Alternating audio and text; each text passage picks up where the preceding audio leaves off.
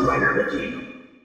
Hey YouTube, Awesome Rider here. Welcome to my review for the Power Rangers Beast Morphers Basic Figures Wave 1. So in this first wave, we have the core 3 Rangers. Obviously, we got our Putty Bots, the Tronex, and then Blaze, aka Darkbuster from Go Busters, which is what I'm super excited about because, you know, even though we didn't have a bunch of different figures, there were options for these 3, but these are pretty much the first figures we're getting of Darkbuster. They do each come with keys, morph-x keys that can be used in the Morpher. Let's take a quick visual look at those, and then we'll show the Morpher sounds, and then we can get onto the figures. They're all pretty solid looking, I would say. I think Blaze's looks pretty cool, pretty unique, with its sort of shark fin vibe there. It's got the super green, like, flubber aspect to its key. They all slide in. Wow. Way to get fired, Tronex. Wow.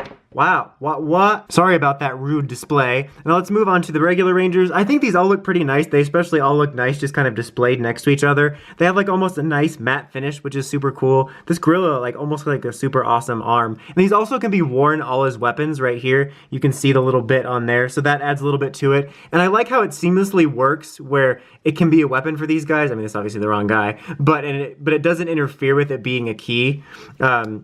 Also can slide. Sorry about that being a little blurry there.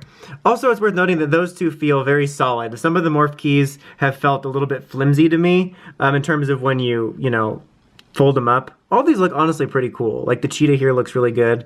This one feels pretty solid as well. Again, a nice matte finish. I think that the 3 core Ranger keys are the strongest so far that I like the most. Just like sitting together as a unit, they look really nice. They don't feel cheap. They don't feel... You know what? You guys are all fired. If I didn't have to use you guys for this review because I'm reviewing you, you would all be fired and replaced by a different cast of just like Pokemon or something. That dude's totally gonna fall. That's unstable.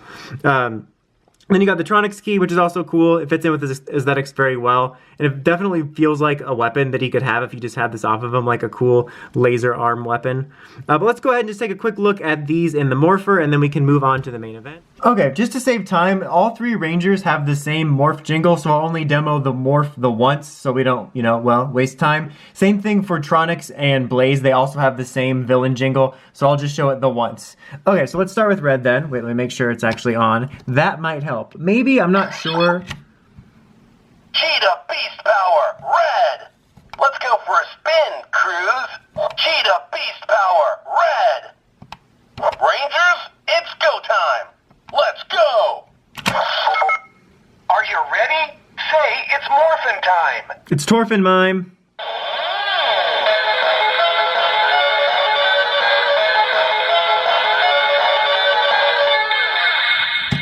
So yeah, same jingle for yellow and blue. So I'll just be showing their voice clips. Speaking of, let's go for blue. Blue Ranger power! Don't worry, Smash, I got this. Blue Ranger power! Rangers, it's go time! Let's go! Okay, now for yellow. That's gonna... I thought I was gonna do the deactivation noise. Usually it's late on that. Jackrabbit Beast Power, yellow! You messed with the wrong Ranger! Jackrabbit Beast Power, yellow! Rangers, it's go time! Is it just me, guys, or does that sound like Gia from Megaforce? That sounds very close to it, in my opinion. Alright, here we go, Blaze. I'm not a real human, I'm much better. I'm the better Red Ranger. I'm not a real human, I'm much better. Not today, Rangers! I'm the better Red Ranger. The morph-x is mine! I like how Evox just literally like infects, which I guess makes sense, all the villain noises. Are you ready? Say it's morphin' time! The ship was a model as big as this.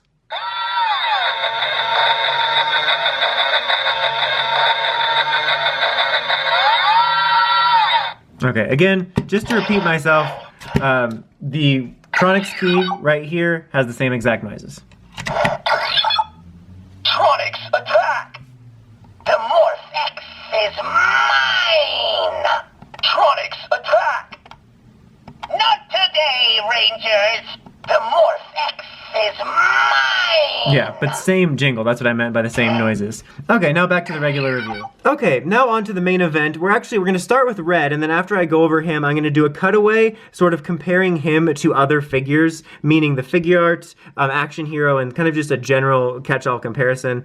But I think these figures are pretty stinking fantastic, to be honest. Are they perfect? No, but they're pretty solid. The head sculpt, pretty well done. I wouldn't say the perfect proportions, but very solid, very good job on the details. The visor, you get some nice head articulation here. It could be a little bit more detailed and textured for like the leather feel of their suits, but still pretty solid. The proportions for that are pretty solid. You have some actual paint on the Morpher. It's not fully painted, but you know, it's not just a solid piece.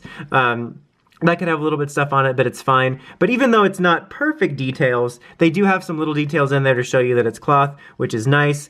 Fairly well articulated. You have a nice joint here for some in and out motion, some swiveling around, solid elbow joint. They're kind of clicky, and some of them honestly feel a little stiff. Like, I think blues especially are really stiff, so just kind of be careful with that. Man, you guys are all drunk. You came to this review drunk. Solid range of motion on the legs, too. Solid knee joint there. Honestly, very comparable to the Action Hero line. Not quite as good as Figuarts or as good as the Lightning Collection's going to be, but very solid all around. All right, now I'm just going to do a general comparison. Okay, so here's sort of my general comparison. So obviously right here is the Hasbro figure. Here's the Figuart. You can see he's a little bit taller. They're fairly decently in scale, so if you have, you know, like a Gokaiger one and you want this and you don't have this, they actually fit in fairly well. He's a little bit taller. There's some pluses this has. This one does have some weird proportion issues. The detail's a little bit better.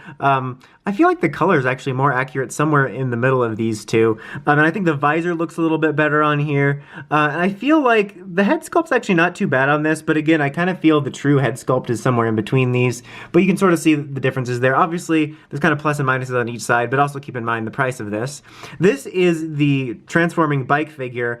Came with the transformable ace. This is kind of a weird figure. There's the cool aspects to it, like I like the shiny visor there, but there's like a huge discrepancy, like you can see. I don't know, it's coming up on camera kind of, but it looks worse in person, but the red paint on here is super bright, and then it's really dark here, so, and it's got weird lanky proportions. This is a pretty weak sauce figure. This is definitely an upgrade over this. And then obviously these other two guys have nothing to do with Beast Morphers Red, other than this is semi-current. This wasn't, you know, Ninja Steel, which was the last one, but this is the standard Action Hero line from Bandai, just for a comparison in the different styles. Obviously shorter. This one had a little bit more of the muscular action going on. I definitely think there is some significant improvements from Bandai to Hasbro, but I'm gonna be honest, I still like the Action Hero figures. Like, I mean, I think, like, again, they've made some improvements, but I'm not like, oh, these are trash now. Like, I still kind of honestly dig these. I don't have too huge of a problem with them. And then in the back, this is just a legacy figure just for scale. So he's just like, I don't know, a little bit shorter than him. I mean, it's like noticeable, but it's actually fairly close. But so yeah, that's just kind of the general comparison. Okay, now that that's out of the way, let's take a look at the others. So here we have Yellow, who's just been wanting all the attention by falling over. I think hers looks really solid. I think there's a little bit of weird proportion issues, like this, the waist is a little skinny, but you don't also have the yabos going on, so I think it's one of the most well-proportioned ones. There's also some weird, like, dirty paint patches all around her. That sounded weird, but I mean, it's kind of weird because I think it's clearly a mistake, but it also kind of makes her look a little battle-worn, which is nice.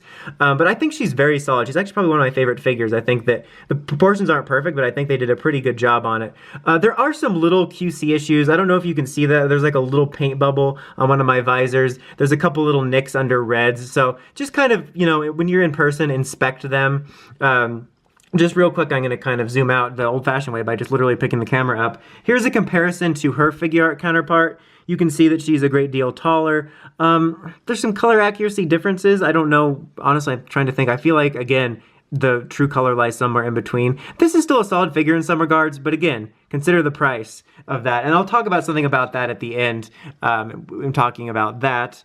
I don't know why I said talking a bunch of times. Accessories, before I forget, obviously you could see that he comes with the blade. It's not as painted as a Figuart blade, but you do have some different paint details there so that it actually distinguishes it, which is nice. She comes with both the camera gun weapon, which I have on her, not fully painted. Same thing with this one, but they're pretty solid. They're pretty well proportioned, and I like that they even include just the small details. Red also includes the Cheetah Beast Blaster, say that 5 times fast, which also is pretty cool. It's used mainly for the mecha mode, so I'm really surprised they didn't just include it with a variant for this figure with the classic Squidward helmet mess around.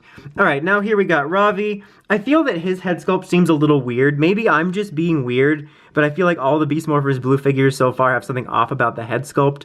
But otherwise, I think he's still pretty solid like the others. Again, just watch out for QC issues. He does come with the combined version. It's kind of similar to the Go Busters figures, to be honest, in terms of they don't all just come with one weapon or all the weapons. Like, they kind of come with an assortment, so you'll have to swap them around.